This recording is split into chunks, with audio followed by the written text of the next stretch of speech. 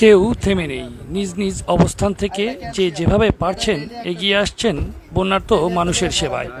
যেমনিভাবে এগিয়ে এসেছেন মানবিক এই ডাক্তার, শিশুরোগ বিশেষজ্ঞ ফয়সাল আহমেদ ওয়াফি।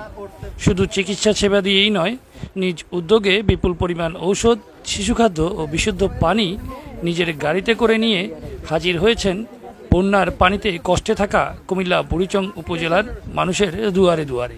গোমতীর বাঁধ ভাঙনে বন্যা কবলিত বুড়িচংয়ের বিভিন্ন গ্রাম সহ বেশ কিছু উপজেলায় বানবাসী মানুষের পুনর্বাসনে সকলে এগিয়ে আসতে শুরু করেছে ইতিমধ্যে।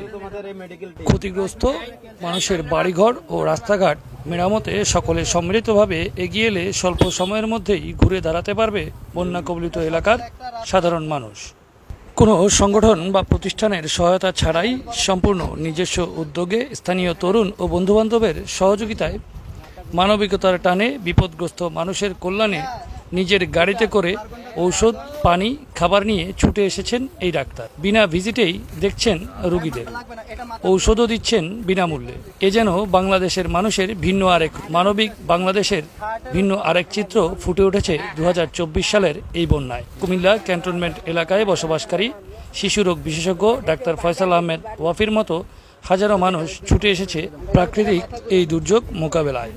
মানুষের বিপদে অসহায় মানুষের কল্যাণে মানবিক এই বাংলাদেশের চিত্রই আমরা দেখতে চাই সব সময়। সকলে মিলে এগিয়ে নিয়ে যাব আমাদের এই দেশকে। এই যে বন্যার্ত মানুষের জন্য একটু মেডিকেল টিম নিয়েছে, অনেক ওষুধ দিতেছে, অনেক ধরনের রোগ ছড়িয়েছে, অনেক ব্যস্ত, সবাইকে রোগী দেখতেছে।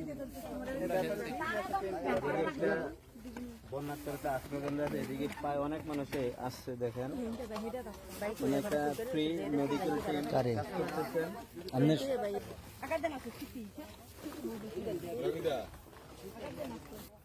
আর যে কষ্ট হয়েছে আমাদের এখান পর্যন্ত আসতে, এই যে আইলের অবস্থা দেখলাম আসতে, আর ভয়াবহ সমস্যা। ভাই একটু তাকান এদিকে।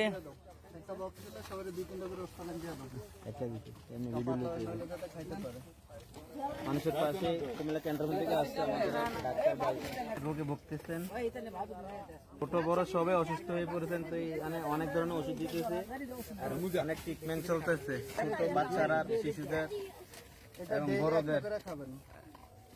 এখন প্রেসক্রিপশন করার মতো টাইম নেই,